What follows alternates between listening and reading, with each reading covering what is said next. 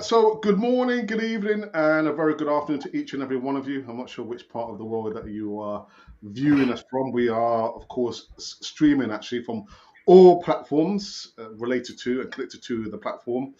So that's X, formerly known as Twitter, and of course the three YouTube channels that we have on the platform. So joining us, I wouldn't say he's not my brother, he's a grandmaster. Grandmaster. Somewhere down here, the grandmaster over here. Yeah. Grandmaster, wow. Just because I've got a beard, is that what it is?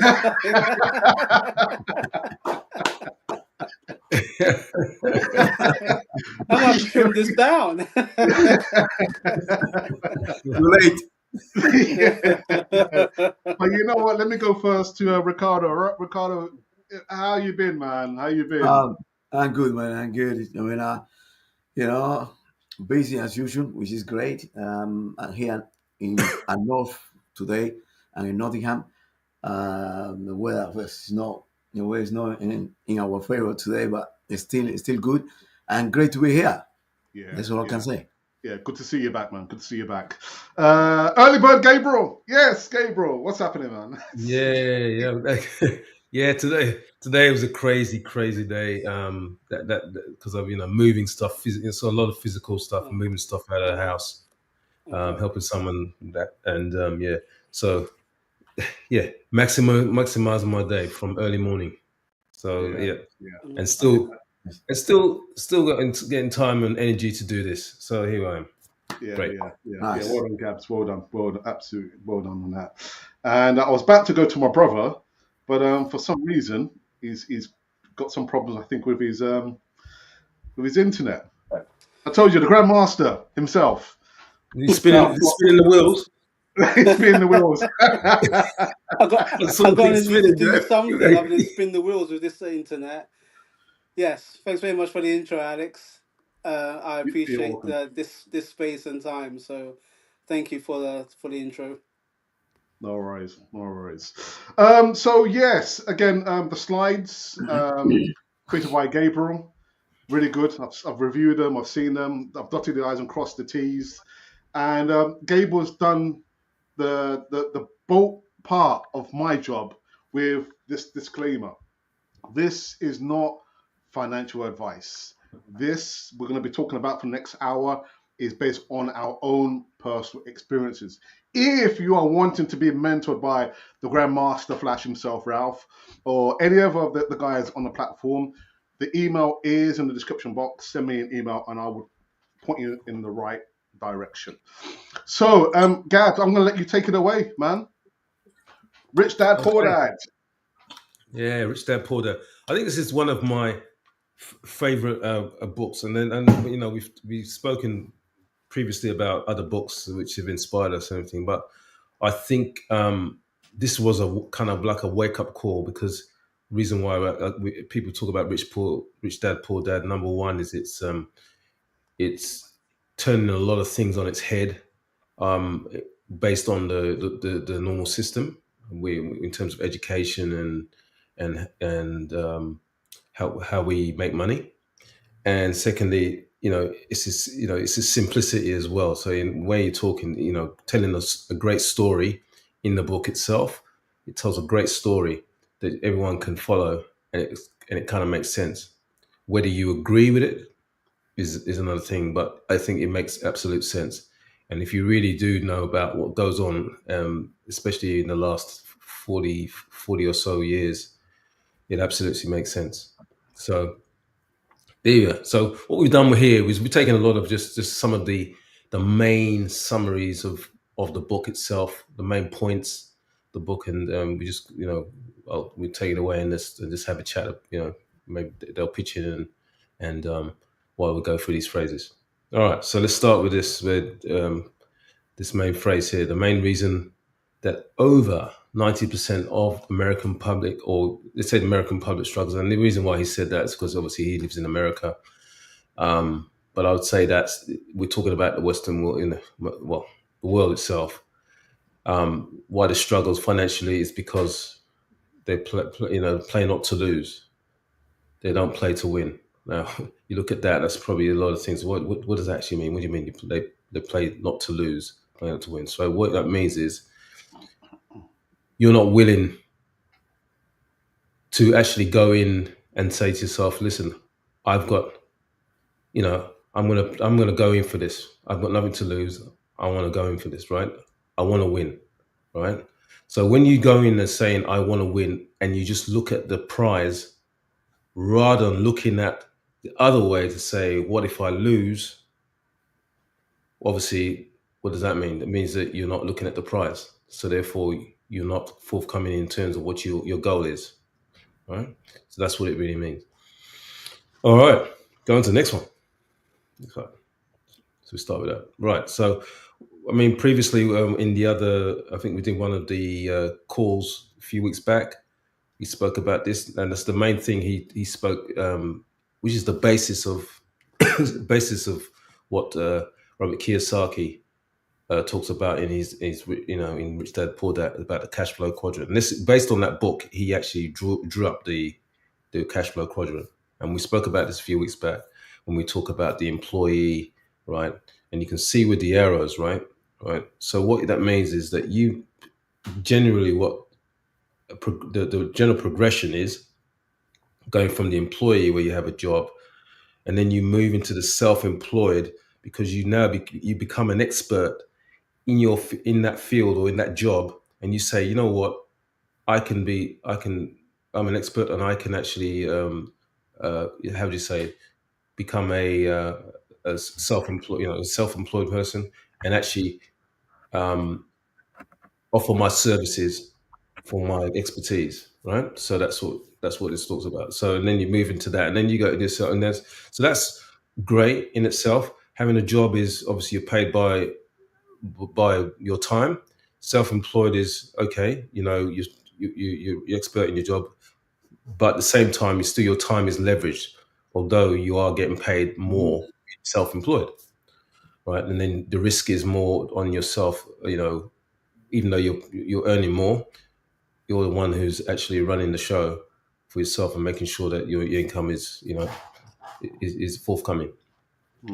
Gabs, sorry to interject, but is it not possible to be each of those segments at one time? Can you not be an employee, self-employed, a business owner, and an investor at the same time? It'd be a mad way to do it. So it'd be a crazy way to do it. So the thing is, you can be. I've seen people where, well, I don't think I've ever seen an employee and a self-employed. Right. I don't see many. Yeah, I don't see many of those. You can be an employee, right? Still, Yeah. and you can move, and that's why we've got these arrows. And you can still be. You can say, okay, I'm an employee, and I can own a business as well, because you are employed, because you're employed, but you say to yourself, I've got a business on the side, or I own a business on the side. Do you know what I mean? And I'm building that up, and so on. So that's what you can do, right? So that's one. The same with an investor as well. All right. So from an employee and investor, and so what it means is that being an employee and you can be either an employee, right, and any of those the business owner and the investor, or a self-employed and be a business owner or investor.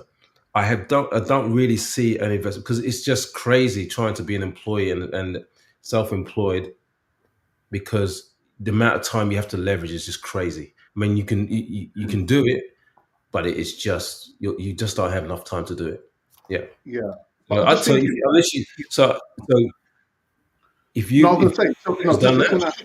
Yeah, go on. Well, I'm just thinking, Ricardo, because I know, the business opportunity that you are in, as well as you work, full time in education. Yeah. You're already in two of those quadrants, aren't you? Mm-hmm. Yeah. So you're an employee, right? One. Yeah. Yeah. Right. And then he must be a business owner. He's got his own business. So you've got your own business. Yeah. Yeah. On the side. There you go. That's what I'm saying. So you can be an employee and a business, or you can be a self-employed or business owner, right? And even with being a business owner, you can be an investor as well. Right. Yeah. But what I'm trying to say is, I've never seen, or hardly, I don't think I know anybody who has been an employee and a self-employed at the same time. And is that what you're saying? Yeah. Yeah. I do know a couple of people who've done that in the past. Employee and a self-employed. Yeah. They've had their own business. They're Ah, there you self-employed, go. but Wait. Own no, they're business. self-employed on a part-time basis, but they're also an employee as well. No, let's not get it wrong though. Oh, is it a business they own? Yes. Yeah. Right. So you got to understand the distinction between self-employed and business owner. Because self-employed, it can be like a contractor who's still on the PAY, what do they call it, the payroll PAY. Yeah. itself. Yeah, from a tax perspective, right? So you still pay the normal taxes like you do as an employee, but the only difference Right. is, right, you're the one who dictates how much you get paid because of the income that's coming in and how much you use for expenses and everything. That's what you got your own accountant to do all that stuff. Totally different. Now, when you're a business owner, it's totally, you know what I mean? Now you're talking about in corporate tax, all those benefits for a business owner. Those two, you got to understand the distinction. Okay. Does that make sense? Yeah. So that's what you got to understand the distinction. So that's it. And the people, it's a fair enough statement what you're saying, but people do get those two mixed up, right? Saying, "Well, I'm self-employed." Okay, yeah, I'm self-employed, but I own a business. Okay, are you self-employed in the case of how you're still on the payroll? When I say payroll, the way you do your tax as a self or a sole trader. That's the one that's used, the sole trader. Or are you someone who owns a business from a corporate perspective, paying corporate tax and all the corporate incentives you get for a business owner? Okay. All right, let's do it. Yeah, I understand a bit. Does that make sense? Yep. Yeah. Yeah. And obviously you got the investor as well, which is obviously you can be employee, you can be self-employed, even a business owner, any of those three, and be an investor as well. All right. That's all good. All right. And so now, Poor Dad, this is what the main thing he talks about is in his book, right? Was the Poor Dad. Poor Dad, he said that go to, well, I put that in there. Sorry, the spelling mistake there. Go to school, read academic books, get a job, work 40 hours a week, acquit a bad debt. What does a bad debt mean? I'm saying that means you get you get your HEX debt, what they call it for student loans. Then you get your credit card. Then you get your mortgage and all that. So that's what we acquit as bad debt. We can't call it as good debt. Good debt is getting a loan on a business that eventually is going to make you leverage it and it's going to make you money. That's good debt. All right.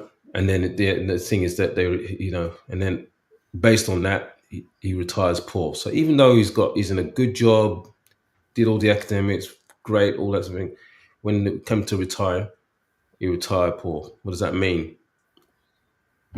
You're getting to the point where it's just your pension. That's it. A few investments will probably, it's probably making, I'll say managed funds or whatever, probably getting a bit of money. But have you got assets that are making you money over time? That's what saying. He's saying that no, most of these people just retire poor in the sense that their money's just dwindling based on just the pension. So the rich dad, different philosophy and mindset. He said go to school if you want, which is great. So no one says you shouldn't go to school because you have to go. I think you have to go to school, and I think it's essential, right? Read finance. Upon all that stuff of going to school, reading finance education books. They're saying here, start a business.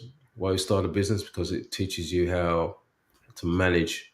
It's a good way to start how to manage money as well, and obviously doing business makes you savvy about a lot of things financially.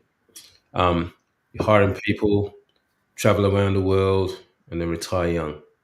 Yeah, I think I look at that. I think that's how a lot of people who go down this route want to what they're thinking to do, retire young. When we say retire young, what that actually means is not actually, finishing what what you did as a business or whatever, and then pushing your feet up. What it means is that you retire to do the things that you Well, want to do. So whether you become a philanthropist, whether you want to teach people or mentor people, things like you want, it's almost like you want to give back. So that's things like that. But when they say retiring young, so therefore not working too hard. All right. So I just got this on here. So here's your rich dad here. I saw your poor dad on the left. Sorry, I say on the left. On the poor dad's on the right. The rich dad's on the left. So he says, here on the left, it says money brings power.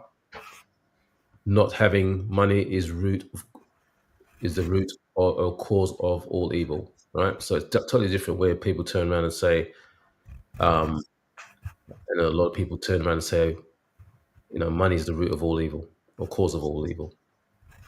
And I look at that and I go, well, it depends how you say it. I said, yes, I think depending how you see money and how you deal with money, it can be the root or can be the root of evil. No question about it. But if it's done with with goodness in the heart and everything, it can be done with a great deed. So, the other side says take good education and open your own company and give jobs to others. That's the kind of philosophy of his rich dad. Father, the poor dad, his real dad, but that's been his real dad, said, we can't afford, obviously we can't afford it. Yeah, take higher education, find a good job, all that stuff. So basically, it's just repeat what we had in the other slide, just a pictorial thing here, and just saying that this is the philosophy of rich, the rich dad on the left and the right, and the rich dad on the, it's a totally different mindset, right? Let's move on to the next slide. So there we go. So one dad had a habit of saying, "I can't afford it." The other dad forbade those words to be used. He insisted, "I ask, how can I afford it?" One is a statement, and the other is a question. One lets off the hook, and the other forces you to think. Right? Because it's so easy to say, right? So easy to say, I can't afford it. I can't afford it, And when I say I can't afford it, you can't afford it, it means what we're talking about is you're getting to that point where a lot of things you do, especially if you're, it's essential that you need to buy, invest in your education or invest in something, and you turn around and say, I can't afford it, right? And what they're saying is that you have to find a way to afford it, whatever it makes. What you're going to get yourself into a snake because you can't keep going every single time in your life and say, I can't afford it. I can't afford it. You have to change that get to the point where I go, okay, I'm going to work towards it so that I can afford it. And that's it. Okay, I can't afford it right now. Okay, that's fine. But I'm going to make sure I'm going to work till I get to that point where I can afford it. And then that changes the whole game in your way of thinking and what you do. Yeah, next one. And I've so just based on that, I've seen many times that I've got into situations. I've seen other examples where people look at something and it is so essential that they get or purchase what they need because it's going to change their lives. And you turn around and say, I can't afford it. But you have to find a way to say, okay, I've got to find the money to afford it. And if you are persistent and strong-willed enough, you will find the money to get it. That as I've definitely come across many times in my experience. I'm sure a lot of people have found that the same thing. You know, Gabs, as you were just talking there, and those words, I can't afford it. I've got my mum ringing in my ears many times when I was asking mum, I want this, mum, or I want that, and she would always say, you know what, we can't afford it, we can't afford it, and we can't afford it. As she can write, and that for me, it taught me to be patient. If anything, because I was working at that time, again doing the paper rounds with Ralph. Then if mum can't afford it, then Alex, you save up and you buy it. There You go. buy it with your own money. But That teaches yeah, us. can't Yeah, afford yeah. it. So even you look at that in itself, the parents saying that, and then you don't know whether they're using that as kind of like a way to get you to motivate you to do something. Absolutely. And I think that's so you have to understand the mentality there from their perspective. Okay, you know what? I'm not going because I'm not going to keep giving you money. Yeah. Where it's easy, easy come, easy go. Do you know what I mean? I can't teach. That's not a good way to teach you life. You got to, you got to hustle and graft a bit in order to get what you want. And I totally agree with it. Yeah, that makes sense. So that, especially from a young age, I think it's great. Yeah, absolutely. Yeah. So Ricardo, what about so you've got a daughter? If she said, "Dad, Dad, I want this iPad. Dad, I want this iPhone." Well, the thing is, Malika already has jobs to do every weekend, and she can pay for the jobs. She needs to do all that, collect all the paper that we're now using, take it to a trader. She has different jobs that Tracy had created for her, and she can pay for that. So if she wanted, she needs to work for it. So this is the whole concept idea. And then she has a little money box where the money box is divided into different sections. When she needs to put for I don't know, for different things, and there is one that is to give away for charity. So we're already trying to break the concept and teach her something. First of all, you need to work for the money. Your money, we won't give you. I won't give you money. I mean, I can help you, but you need to work for it. And the other thing is, even when you get your money, it's about thinking what you're going to do with your money, how are you going to spend your money. So, yeah, definitely. I mean, I will never say. I cannot afford it, but we will find a way, or you will find a way how to do it. Think about it. Come back to me with an idea, and we can discuss it. That's right. That's right. Yeah. And Ralph, your daughter, Dad, I want the iPad. Dad, I want this, Dad. Do you say I can't afford it, or you say here it is? Yeah. Or what would you say? Here you go. Who's that aimed at me? Yeah, Yes. you. Okay, just to go back to what you guys been discussing, it's a mentality thing. We're often influenced by the people that we love. So, as I sort of alluded earlier, when our parents told us that they couldn't afford anything, they were coming from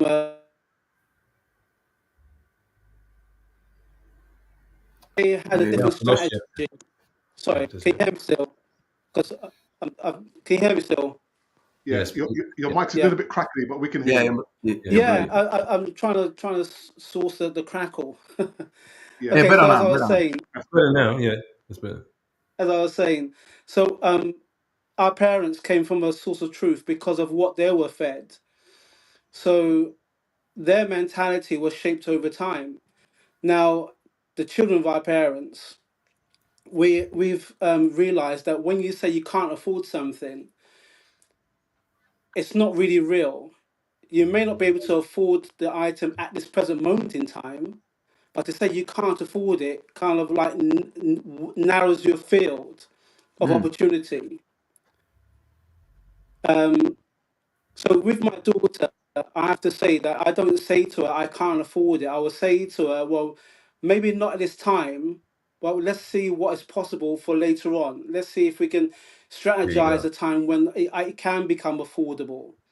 So Yeah. I can actually do it. I'm a Yeah. person that I've, and Alex will allude as well. I don't like what I don't like to say I can't do something. I'd rather say, well, So let me give it a go, or let me see what's possible, or what is Mm. the challenge. I'd rather try and use my mind there in you a go. positive kind of frame mind than to say I can't do it. Because if I say I can't do it, then as far as I'm concerned, it can't be done. But the evidence shows that it can be done. You just don't know what strategy to use to get it done. Yeah. Correct, correct. So There you go. So that's exactly, Ralph. Good point. Very good point. Because as we said here, you see, just saying I can't afford it just lets you off the hook, doesn't it? It's Yeah. just you Yeah. don't want to face it and then go, okay, you just go right. The discussion closed, right?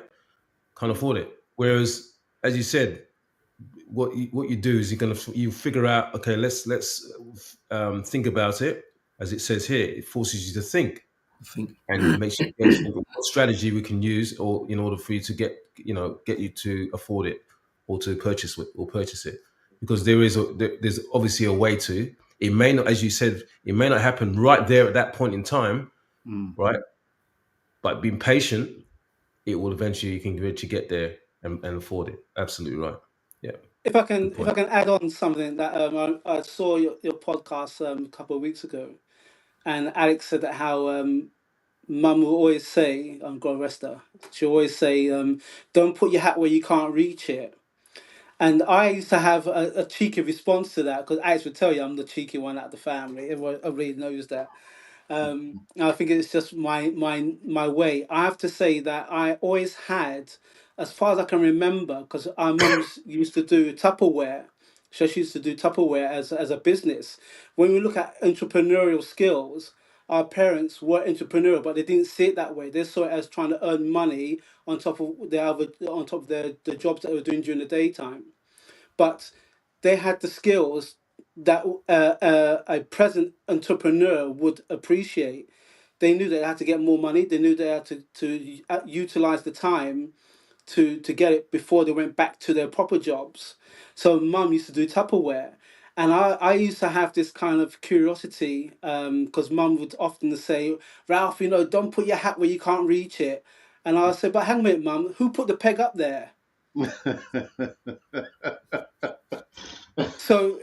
And sometimes she look at me and she didn't like me responding because what I did, I suppose, in my kind of innocent kind of way was, okay, so if that's the peg and I can reach it, I know there's another peg that's going to be further from the peg I am at the moment, but somebody must have been there to reach it. And it may sound kind of simplistic in its explanation, but that's the kind of inbuilt mindset I always had. I always disliked some of my best friends had action men and toys and all kinds of stuff. And I would did pester my mum to the point where she probably would have got my dad involved. Got her dad involved, just to say, because just to keep that kind of like request down. But in years to come, and again, reaching the age I am, it's opened up a lot more possibilities. We are now in an age where there's a lot more information. We have to try and sift through what is possible and what is practical and what is good and sustainable, rather Mhm. than getting something now and then it's like a McDonald's burger. Sorry if I'm using if I'm using a brand, but you know what I mean. When you eat the McDonald's meal, it satisfies you just for a moment, but you're hungry again in about 2 hours time. You want to Mhm. have a proper meal that sustain you until you're hungry again. Right. So the mentality is definite. Robert Kiyosaki in Rich Dad Poor Dad, like I said to the guys earlier, I came across this book in '97. It's great having those kind of information, but information has to lead to action. Otherwise, it's just information that's going to sit there dormant. Mm. Correct. Yeah. Yeah. Absolutely. 100%. 100%. All right. All right. So 6 lessons financial, right? Um, summarize. It said financially free. Lesson 1: the financially free don't work for money, right? We know that. I think there's many examples of that. They don't actually work for money because you know the money works for them. So the financially free work for financial literacy. Number two. That's the number two. That's the number three, right? To become financially free, you have to mind your own business. And you go, what do you mean mind your own business? It's not like, I mean, when I saw that at first, I thought, that sounds like that program what we released way back in the day, mind your own business, or mind your own. Well, I can't remember what it was. Mind your own business. I can't. I think mind your own language, wasn't it? Mind your Mind own your language. language. Yeah. You mind exactly mind your own. But mind your own business. So what that actually means is, not business per se. Mind your own, whatever your own financial things. Don't get anybody to do everything for you financially. Because people sometimes say, "Oh, I'll get, in terms of my taxes and things like that. I'm just going to get some, the accountant to do it all for me and everything like that." It's great. Get your accountants to do all the admin stuff and everything, but you need to understand what you, in terms of your finances, what's going in, what's going out, what you're spending your money on, and things like that. You have to understand that. You have to really take care of that rather than just not having a kid. So that's what it actually means: making sure that you are actually diligent enough to actually take care of your thing. I've got, I know some people I know who just, I try to help them with certain things, when it comes to particular platforms that I'm helping them in order for them to get passive income. A lot of them, what they don't like to do is they don't want to sort of go in and understand it, read it, and learn it, and then try and do things themselves. They just expect everyone else to, someone else to actually do it for them. So sometimes this person expects me to do it for them. And I'm thinking to myself, it's your money, it's your investment, or blah, blah, blah. You know what I mean? So why don't you learn about it, take care of it so that you get better at it? Because every time you come to me after the fact, it's just after the fact. So things like that. So that's what I'm saying. So always be, whenever you put your money in something, learn about it, educate yourself about it. That's what it means by mind your own business. All right. So the financially lesson 4, the financially free study taxes and the power of corporations. Right. So this is why we're talking about the earlier on when we talk about the business. Right. Right. So when you're owning the business, you have to study the taxes because you have to understand the tax incentives you get for owning a business and how you leverage that, right? And understand the power of corporations, basically all the legislation, what happens with corporations, because corporations do get tax breaks and other kind of breaks as well, whatever they can. So that's why a lot of the wealthy decides to put their money, their money in owning a business because of those tax breaks. Right. So, for instance, corporation taxes is far lower than income tax. All right. So, the financially free invent money. All right. What that means, they just get creative with it. They just, get have money here, and then they invest in something that they see as an opportunity, and invent money. And what happens then is that whatever they invent, whether it's real estate, whether it's in a particular managed fund, whether it's in a stocks, things like that. And they usually, when you're pretty wealthy like that, they get to know about a lot of the ones which have just come up, I guess, or with stocks are very low and about to appreciate rapidly within the next year or so. So they get to know it early because you have to get in early in order for you to make money, right? In most of these things. Or to make a lot more money anyway. And it says lesson 6, to become financially free, work to learn, right? And then don't work for money. And that's what it all says. So going based on the first lesson. So don't work for money. So eventually you want to get to the point where you don't work for money, where money works for you. That's where you want to get to, especially, after all your hard work. Next slide. I think it's the next slide, is it? Yeah. Okay. Yeah. Yeah. So yeah. So I'm just going to just go through these boxes very quickly. By the way, I'm just going to say, is anything else, based on the other slides, anything you guys want to pitch in? We've got into this one. No, I think I was just thinking about that when you talk about financial, literacy. The big majority of people out there, they don't understand. They don't know. And when you start reading the book, I've been even playing the audio to my daughter. I've been kind of playing around. Um, he said, Robert said, the big majority of people, what happening is they are leading by the emotion, but also they don't know anything about making money. They are not, they are not educated, and we are not educated. Of course, your emotion will take over, and you don't know what you're doing, or you don't know anywhere better, or you don't try to explore anywhere better. You keep doing the same thing Yeah. until you die. So for me, financial education is everything. But again, you will never learn in the school. The school will never teach you financial education. No, Our no, it kids. doesn't. And you know what? You know what? Based on the other thing as well, even at school, right? You can see, because some of you can see that ones that can be entrepreneurs, because there's some kids at school who had things, and they sold it. Do you know what I mean? They made up Yeah, some things and they sold it in order to make some money here and there. Do you know what I mean? Just those kids just come Yeah. up, they see them in the playground, and they got something, and they send it, they're sending it to the kids, to their peers. Look at that. You see what I mean? And yeah, even in that itself, you see, even the school's not teaching us, but they're actually learning how to make money. yeah, I mean, yeah. if they make money, that's money.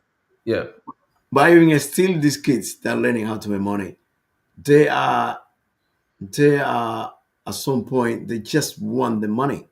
Just want the money because they want to do something with the money. But there is it's about the emotion. But what I'm talking about is that things when you are not emotionally attached to the money. You that bit it takes time to understand. It takes Mm, time for your brain to process the information. When you are making money but you're not emotionally attached to the money, you see yeah, money as it's something else that will yep, bring a different product. You know what I mean? yeah, So yeah, yeah, yeah, yeah, that's, yeah, yeah, that will yeah. take financial literacy that unfortunately is not giving out there for us. We need to find a way. mm, Yeah, mm. yeah, yeah, Uh, yeah, and that's a really good point with the emotional attachment, because mhm. trying to dissociate someone, because of the way your parents grew up, and at times were struggling, Can you hear everything, me, and then guys? felt that. Yeah, we can hear you. Yeah. You can hear you now. We can hear you So, now. because my sound's dipping, and of course it's the Wi-Fi, so I think the house is Yeah, full. yeah, yeah. It's Um, okay. Yeah, sorry.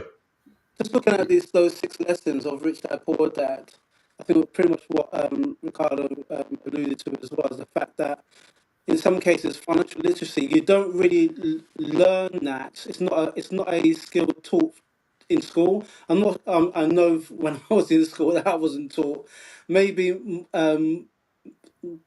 our children's generation that might be slightly more aware of financial literacy, purely because the knock-on effect from decades of mismanaged money, potentially pensions and stocks and shares in the past, has made people think, well, you know what, actually, I'm earning money, whether it's through work or whether it's independent. I need to be more in charge of my financial knowledge. Now, my late brother-in-law, he came into the business as an apprentice, and he's always juggling with numbers. He even helped his partner's family manage the books. I think if you're number inclined, then it comes easy. It's like reading. You have favorite books and you read comics or whatever. when it comes to financial literacy, it can be like a boring subject until you start earning so much money. You need to start understanding what to do with it. And I think that's also the reason why maybe some high skilled sports people, they tend to go on the wrong side of things, because their main mentality is to become physically well known and well loved and everything else through a sport. But when they've got the people behind them to do the books, they're only as competent as they are aware. And if they're not competent, then that's the reason why some people tend to go on the side of bankruptcy. So there's a lot of information about these days now than there would have been back then. It is all about responsibility. I've just making some notes while Gabriel and Ricardo was talking. I was listening to Brian Tracy tape years ago, and he said about the age of responsibility. When you're a baby up to the age of 16, your parents are responsible for you. From the time you're 16 onwards, you're responsible for yourself. And I don't think that kind of information is, unless you're looking out for it, it's not widely known, unless you're in a really good place with family, with mentors, with role models. So that's Brian Tracy. Also with Bob Proctor, I listened to a lot of Bob Proctor lately as well. He talks about a 90-day gestation period for any idea. We always want things quick. Our children always want things quick. But the understanding about having an idea and moving it into form so it becomes a actual thing takes time. And if we don't explain that to the people in our lives, then, or even, no matter what kind of influence you have, there's always going to be a kind of unsettling feeling of wanting something and not ever achieving it. If you can say to someone, if you teach the principles to your family, look, okay, you want this thing, nothing wrong with it, but this is the work, and these are incremental steps to it. And you have to be consistent, you have to be disciplined.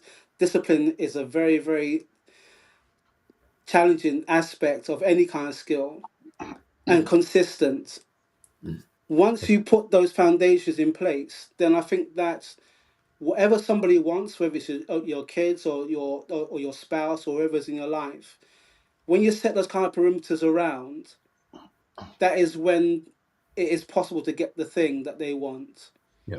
But it's all foundation. And I think sometimes the foundations are mislaid or haven't been explained well, because if it's teachers or role models don't have the necessary time to actually explain those things to you. It's like you have to find those things yourself, and often when you find those things yourself, it's a very harsh lesson in some cases. You know. Yep. Can I just say something very quickly before we move on, Gabs? I'm going to blow, sorry, Ralph, your philosophy out of the water. Okay. I think it's very, very easy for young people to make money very, very quickly. With the advent of social media, a person who should not be on TikTok, and I hear a lot of times children who should not be on there are creating videos and they're making money.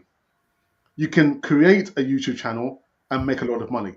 So it is about educating those kids, but at what point where they're making money and they understand with their emotions, forget about the emotions and concentrate on actually building generational wealth. I hear it so many times, Ricardo, with the kids I work with.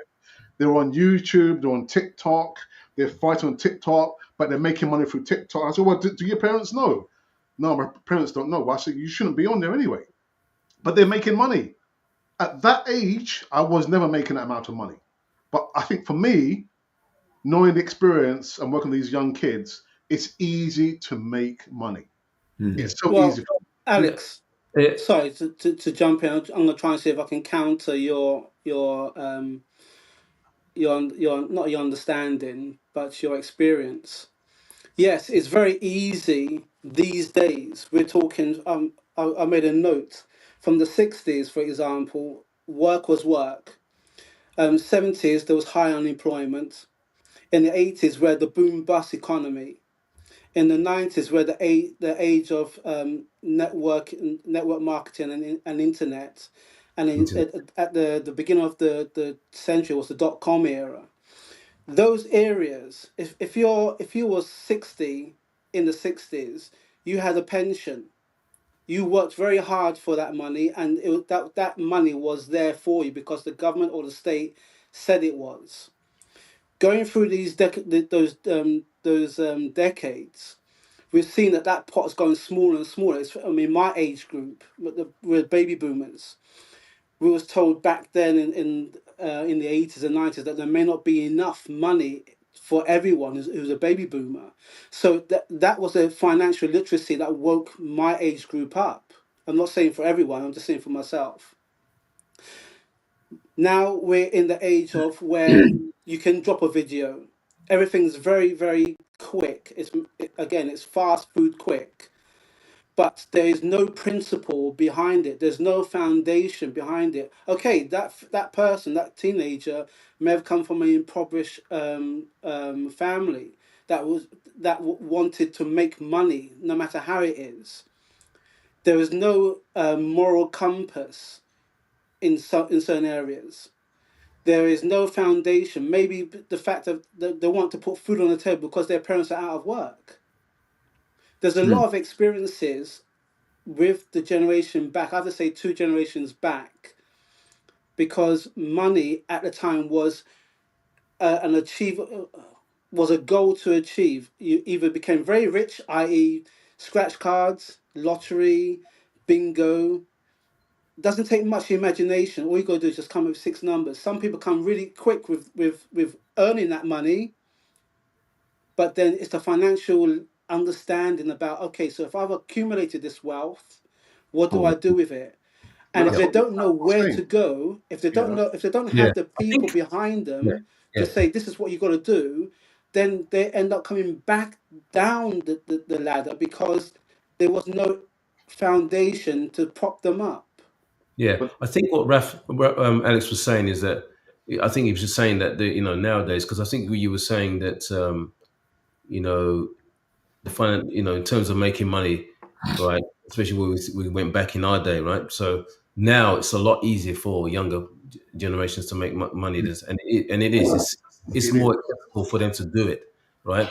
The thing is, as you're saying, and I think Alex, was kind of saying that, is the principles behind it. All right, the principle behind it is not there, because these young, do you know what I mean? These young ones, even though they've made their money and everything, they'll be boasting on. You can see you see what they'll be saying. They're boasting on the internet and saying, "I made so and so amount of money." Da da da da da da. And you know what I mean?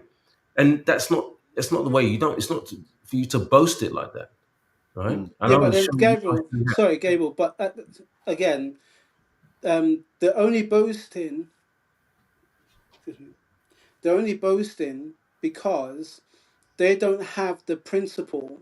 Yeah. That's exactly what I'm saying. Yeah. That's exactly what I'm saying. Because the principles are not behind it. The reason why I say you shouldn't be boasting like that, because at the end of the day, if you are mature enough and you've attained wealth, right? There's a level of humbleness. There's a level of humbleness. There's a level of understanding, right? And in a way, you know what I mean. And then, as you said, it gets to the point where you then know how to, because of your financial literacy, because a lot of these young ones don't have that financial literacy. I'm telling you now, that to get to the point, they'll just lose it, because they go and spend it on things like that, because it's all about spending, rather than taking that money and saying, "No, I'm gonna." And I'm not saying that all of them, because I've seen some young ones who bloody get it. I mean, I look at them, go, wow, you know, man, you're on point. You got it. But there's a lot of them. But I say the majority of them just go out and spend money on, the money they've made. Just spend it on expensive whatever it is, right? And then blow it like that. Whereas, the principles, the real principles behind it is that what you do in the money in order for you to make money. This is why we talk about, this rich dad, poor dad. If you had that money, what are you going to do with it? Exactly. buy a business. You can buy a business, or you can build your own business based on the money, or invest it in a good instruments. All that in order for you to make more money. So those principles, so that's learning, and yes, that's another learning curve in order for you to build, because the only way you're going to learn is by actually doing it. You know what I mean? So that's it. That's it. So yeah, definitely, that's how you build those principles, those right principles of being financial freedom. Gab, so I need to go into the live chat. There's been just a couple of comments I want to just read out, Oh, and sure. actually it's quite Go ahead. topical. And this the last one. They're saying here, what advice would you give to a young person? Ricardo, I don't want to put you on the spot, Ricardo, but what advice would you give to a young person? That question comes up quite a lot, It and does. it's so funny that a person came up with it, because I wrote down. I mean, to be honest, as we always say, if you knew, if you knew what I know now when I was younger, Yeah, I'm pretty sure, man, yeah, I would have killed the game, because information is there. By the time we were young, we didn't have that kind of a opportunity in terms of a learning. The information is there, the vehicle is there. It's just take commitment and discipline to do it, and just look around you. I mean, look around you. Look at how people are living. There is another way. So if you are John, this is the time. This is the time to be getting that book. There's time to be mm, putting that knowledge and doing something with your life. That is not, because life is not just a good job, pay the bills, get a car, get a mortgage. No, that's not life. There's something on the other side better than that. So if you are Oh, John, 100%, just 100%. go for it. You need to go for it, but it needs to come within you. You cannot wish you more. I cannot wish you more than you. yeah, Okay, you need to. yeah. This is the thing. Sometimes when we are the kids and we come on, you have to do it. But then it comes to a point that it needs to come within them and say, you know what? Yes, let's go and do it, and then Mm, happen, and then yeah, happen. Because yeah. too many So things are there. Too yeah, many things. so yeah. No, All right. So I've got. So as I said, I wrote it down. Funny enough, that person asked that question, because I remember somebody did ask this question some weeks back. Now I'll tell you this. And this is interesting, because I tell you, for a young person, what advice would you give? Learn Monopoly, play that's it. Monopoly, You said it. play Yeah. Monopoly. I swear. Let me tell you something. That changed my son's, and let me tell you something. That's how my son is an entrepreneur. As soon as he did it, he understood financially, and I used to understand. He just got so good at it. He would always win because he understood it. His youngest brother would always go. He just look at cash. He would just go, okay, I'm gonna accumulate cash, cash, cash, cash. Right, in Monopoly. What my son did, he said, right, first of all, I'm gonna own all the properties, Mm, and then put all the all the, so basically all the, whether it's the station, blah blah blah, and I'm yeah. gonna then Utilities. put the Yeah. properties on it, and then when you land on it, ching ching, ching ching, ching ching, there you go. The money work for you. Thank you. Yeah. Money works for you. There you go. There's another comment. Yeah. So I can't read that. It says, I'm confused, Gabriel. You can. I can't read it. I've got my glasses. It can be. You can be each of those four at the same time. Just manage your time effectively. I think they're talking about the cash flow quadrant. Yeah. Yeah, the cash flow quadrant. Yeah, Yeah. yeah. And what I say is, but you must understand, as long as you understand what is the difference between self-employed and business, right? So, sorry, I should say that's fine. That's fine. But the thing is, what you're probably saying is that you can be a employed person and a self-employed. I would like someone to give me an example of that. Not the business owner, but someone who's self-employed. Um, as I said, let's understand the distinction between self-employed and business owner, right? Because some people say, "Oh, I'm self-employed." So what they turn around and say, "Oh, well, oh, so you own a business," Mm. but that could be a sole trader. So understand when we say self-employed, it means sole trader. So do understand that. So if the person is confused, sorry, is confused, but understand that that's a sole trader, not a business owner. That's what you have to understand when we talk about that, right? And people turn around and go, "Well, if I'm self-employed, well, I've got a business." No, yeah, but you're not quite. You have to understand from a legislative point of view, you have not in from a you're not having a corporation where you say I'm registered my company as a corporation and it's now a business, and then you've got all the business incentives or the tax incentives and etc. all that which involve it. Being a self-employed, you can be a I've been self-employed, right? I've been self-employed, and um and then I changed it so that I became a business owner because I registered the company as registered my company as a company rather than a sole trader. So Yeah. you have to understand that. Sorry to confuse them, but it does require. If you read it up, you'll see what I'm talking about. So I can't actually go into this in major detail, but there's a lot behind it that you have to understand. Yeah. Right. Okay. And the last one I think is related to Ralph about the Grandmaster title that he has there, Grandmaster. All right, Gabs, I believe we've still got some more slides to go through. Let's go through that one. Yeah, run this through this quickly. Goodness me. All right. So yeah, just going through some of the key points here. Obviously, we talked about financial education, stresses the importance of understanding how money works, emphasizing financial literacy over traditional education. Right. Mm-hmm. Right. So yes, traditional education is traditional. It's following a curriculum. We know that there's a curriculum to be followed, and it's for the masses. You know what I mean? Almost like that one, almost like one size fits all. But we have to talk about, emphasizing financial literacy because we don't learn that at school, and I know we don't. Yeah, Mm-hmm. and the reason why we don't, because as he mentions, traditionally, it's within their interest to keep you poor.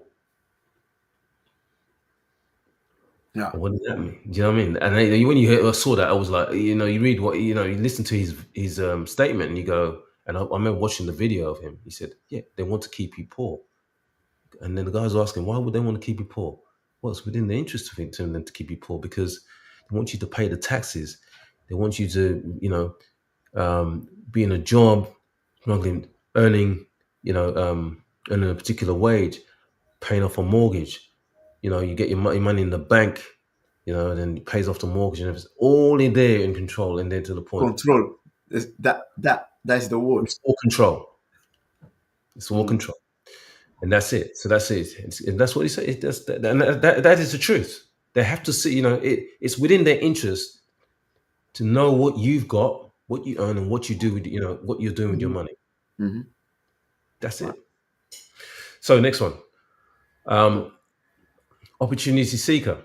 Yeah. Constantly looks for financial opportunities, believes in creating wealth through innovative ideas. Absolutely. We talk about that, whether you're finding investment instruments or investing in a business, you see all the opportunities are there when your mindset is set in looking at, financial literacy. Assets over liabilities. Well, this is very interesting. It mentions this about asset and liabilities, right? Assets. People turn around and go, "My home is an asset." It's not. It's a liability. Yep. And reason why what asset? What does the asset mean? Asset means if you've got investment property, that's an asset. Yeah. right? So you own that. So yes, you kind of own that property if you could own it, and then at the same time, it's your property, but it's actually giving you it's giving you income. Then that's an asset. That's a different. You have to change that mindset. People turn around. The government or the bank will turn around and say, "Look, you know, they're trying to do a credit check on you and everything like that." And they say, "Well, can you list your assets, your car, your house, the da da da and everything?" And you look at them. That's not assets.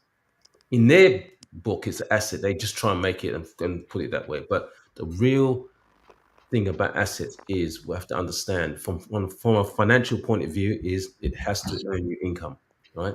Whether it's business, yeah, whether it's a business, it earns you income, whether it's a property that earns you income, whatever it is, right? Your stocks and income, things like that.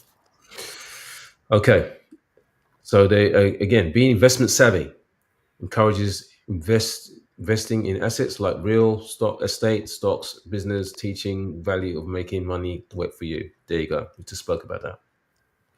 Embraces risk, right? We talked about risk a few week ago or so. I think it was. Yeah, we did. Well, it was last week, isn't it? Yeah, Yeah, that's what we calculating talked risk. about risk. Yeah, And yeah. here, see how everything's come into, almost full circle because everything is just based on it. So embraces risk, views risks taking as part of learning. Exactly. When we said it, it has to be. That's when you take a risk, you learn from it, right? And growing financially promotes learning from failures and setbacks. Definitely, we spoke about that. Entrepreneurial mindset. I think I can say that Ricardo has come up with that mindset thing about entrepreneurial mindset many times. Advocates for starting and owning businesses as part to wealth rather than solely relying on employment. Absolutely. Yeah. Academic focus, right?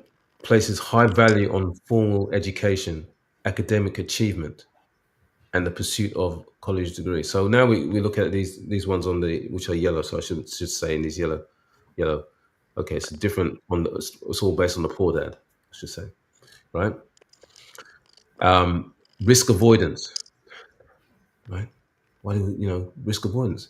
You can see that you try to avoid risk, and we did talk about that again. Generally cautious about financial ventures and investments, being very, I guess, risk averse, preferring stability over potential gains, Same right? place. Yeah, and we prefer stability. And we, as I said before, I think we're saying that same thing. Somebody asked the question and said, I think last week, someone said, but isn't it when you, as soon as you, I think someone said, as soon as you get out of bed, or I can't remember what the statement was. As soon as you get out of bed is a risk. Yeah. Yeah, yeah. It was last week. Yeah, Last week, wasn't it? As soon as you yeah. get out of bed, Last someone week. said it. Yeah. I said, yes, absolutely. You can stay in bed and think you're safe, but obviously you're not going to get anywhere. And you can stay in bed for days and days and days. And goodness me, let me tell you something. You're not going to wake up. I mean, the time you wake up, you actually decide to get up. It's not going to be good. Your body's going to cave in or something, right? So where's the risk there? See what I mean? So there's a risk there. So yes, risk is getting up. As soon as you get up, you could have it. You could. We'll say this. As soon as you get up, as soon as you're vertical, the risk is there. So you're walking, you could trip, whatever the things, and then you start doing things. You start thinking. Well, as soon as your day starts, you're doing it. There's a risk. You find that something's going. You get a call or something happens, and everything. Yeah, absolutely. Boy. But I know what I'd rather do. So, so misunderstanding assets. Yes, often confused. This is what I just talked about. Often confuses liabilities with assets. A liability. So I didn't mention about assets, but I did mention the assets, but I just didn't say about a liability. Your home is a liability. Your car is a liability. Why is it a liability? Because it takes money from your pocket. right? From your hard-earned income, it takes it away rather than it giving it to you, right? Remember that. Where does that concept leave the wife? I wasn't going to go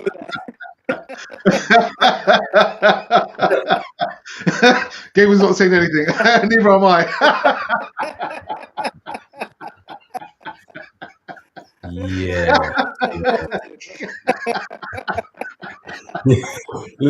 Let me just expand on that, right? Let me just expand on that because yes, experiences, and it's been a sometimes especially back in the early days, it's been a contention about yeah, the car and the you spend on your car or all your spending, the liabilities, right?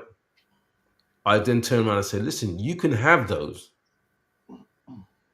We can have those. It's all very well we can have those, but we must understand what comes first, right? Yeah. So you got to make sure that you build up the assets, right? And people turn around and go, I want to afford a nice car and everything like that. I said, you can wait. You can wait. Just get yourself a normal car for now. We'll get there, right? We'll get there. Because the thing is, as soon as you start spending a lot more money on a car, because everybody wants a nice car, it's costing you so much that it's taking out your pocket far more money than if you got a smaller, a cheaper car, right? And now what's happening is that you can't use some of that money to invest into something which is going to give you, and at the end of the day, probably give you, if it appreciates at some point, was going to give you how many car? Okay, now I've got a choice of what kind of car I want and all the bells and whistles on top of it. Yeah, it's different.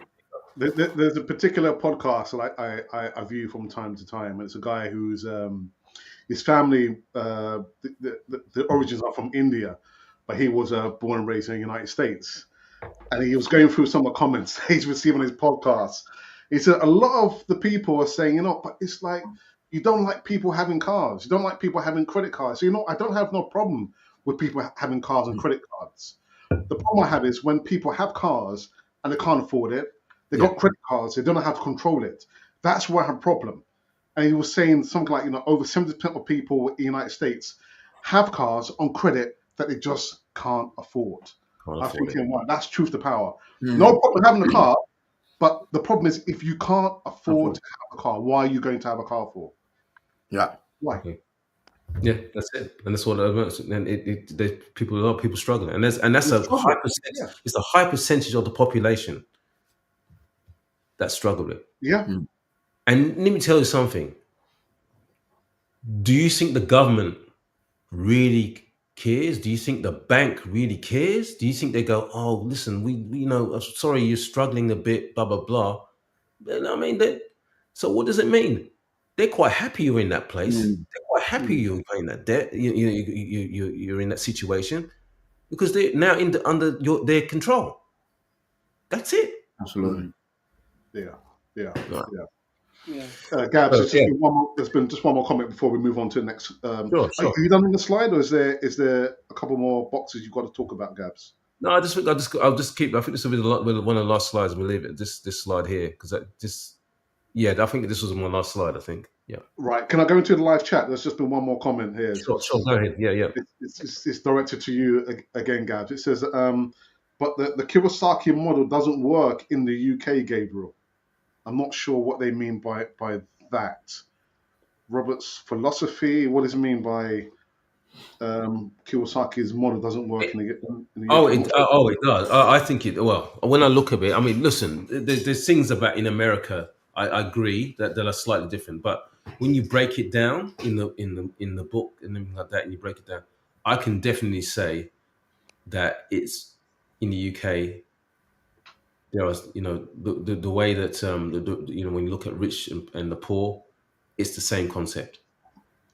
Because you got to understand there is self-employed, there is the self-employed, the employed, the self-employed, the business owner, and investor.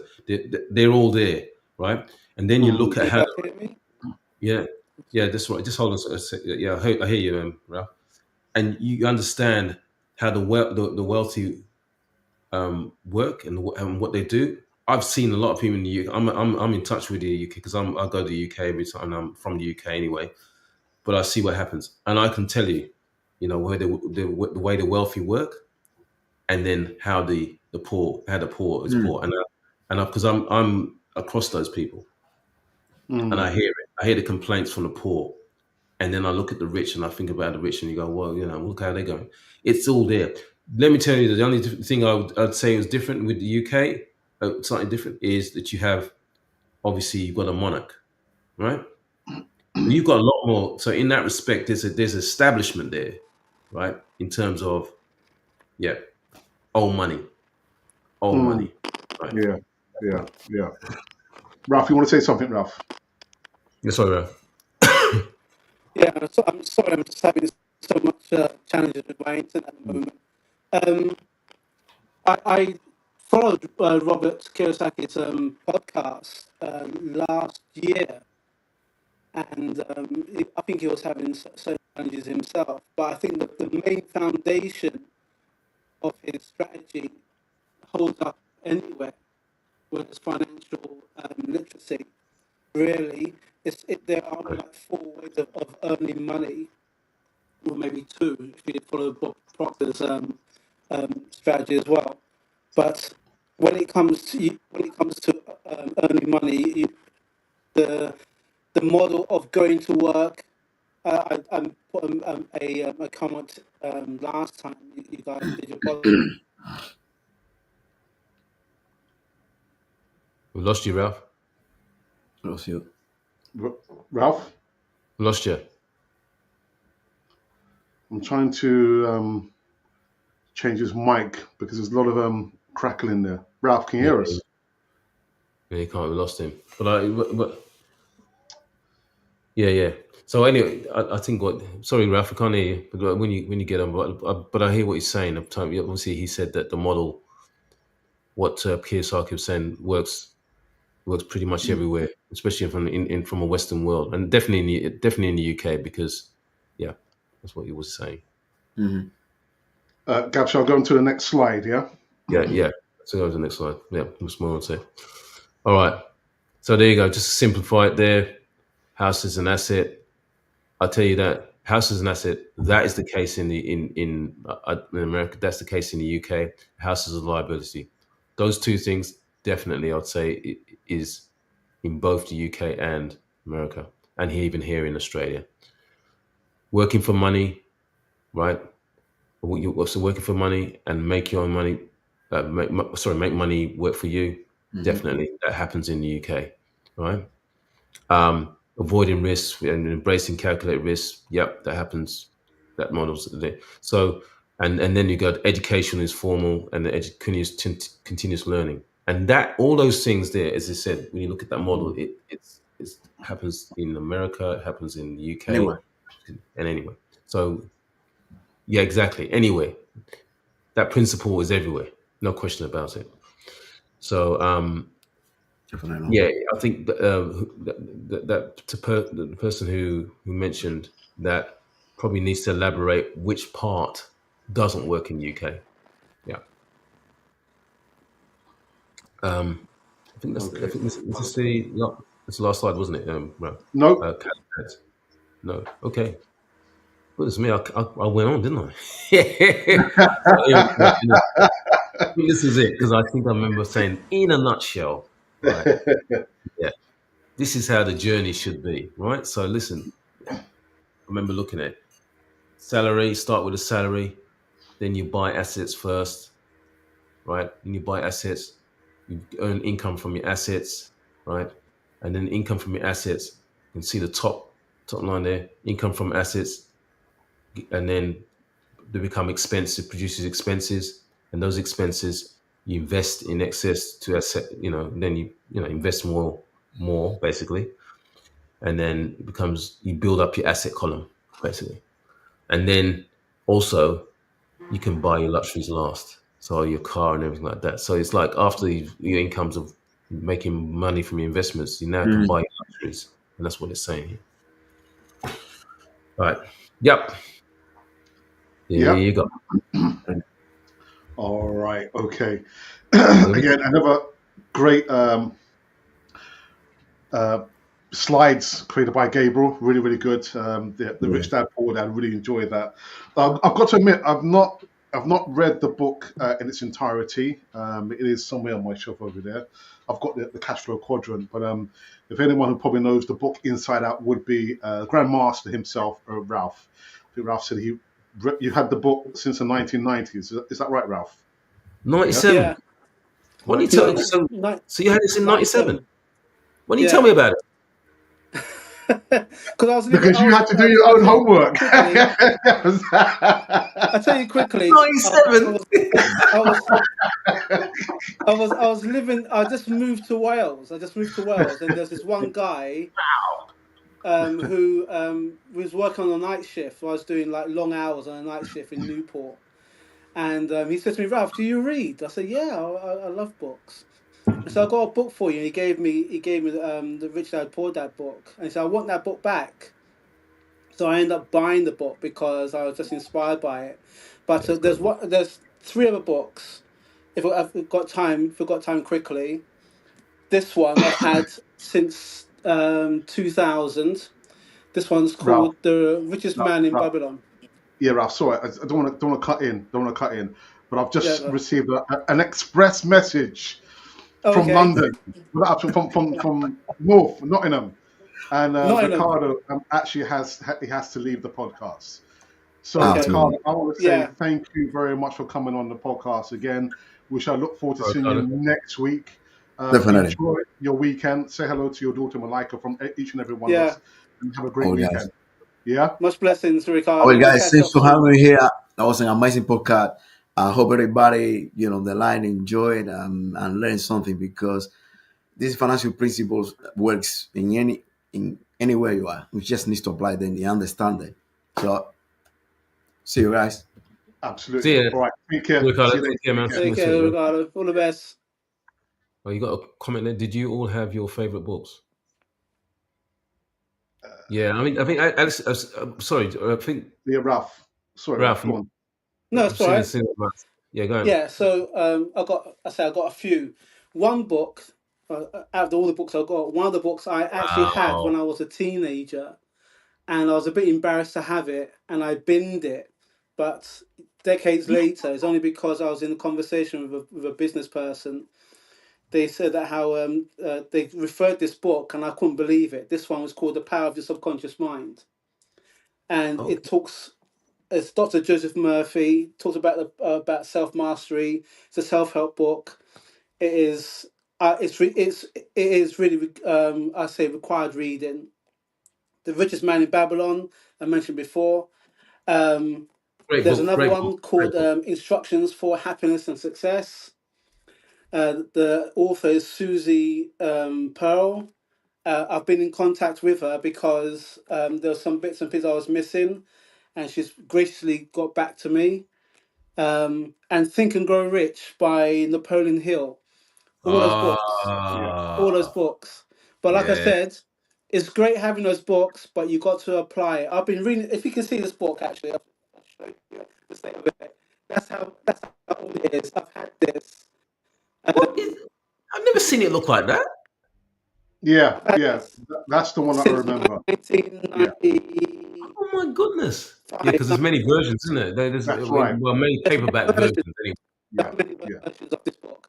But I've had that, and I've literally just gone back over it again and still finding more layers that I've kind of missed before as well. And also, I listened to another guy to listen to, Earl Ralph, Nightingale. your mic.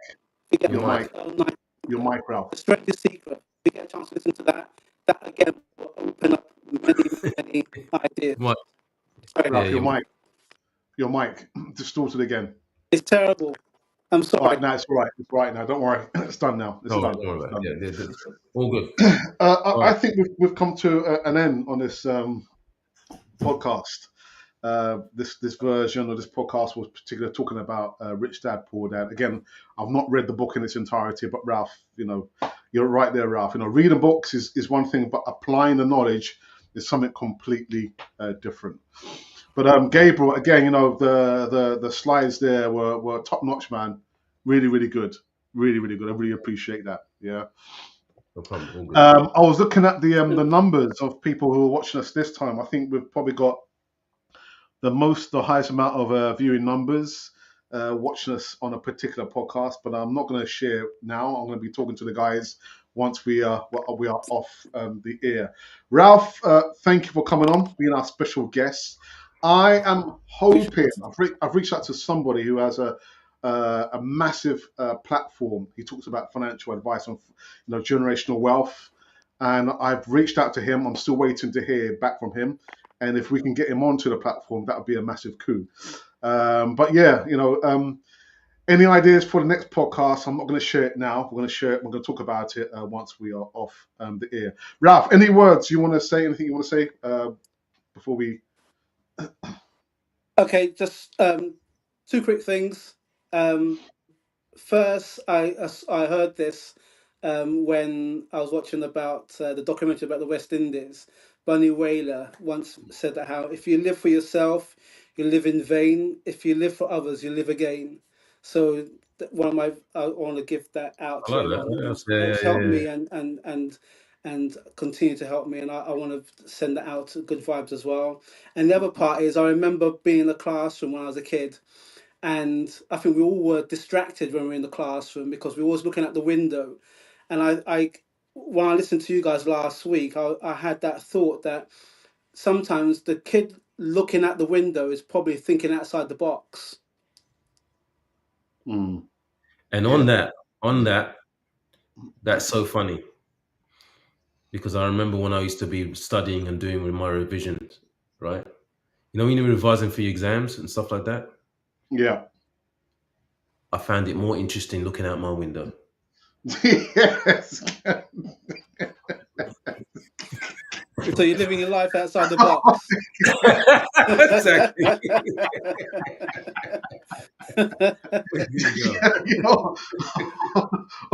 On that so note, teacher, don't chuck the chalk at that kid who's distracted because he may have a really good idea about something that he wants to share with everybody else. Oh dear. Anyway, we are finished on this podcast on this. If you're watching it now live or on the repeat, I've really enjoyed this one. This is probably the longest one, an hour and 20 odd minutes and some change. We will be back next week, Saturday, same time, same place, just a different day. So from Gabriel, of course, Ricardo, of course, my brother Ralph, we shall see you next week. Take care. Be kind to each other. And remember, look out the window. Take care.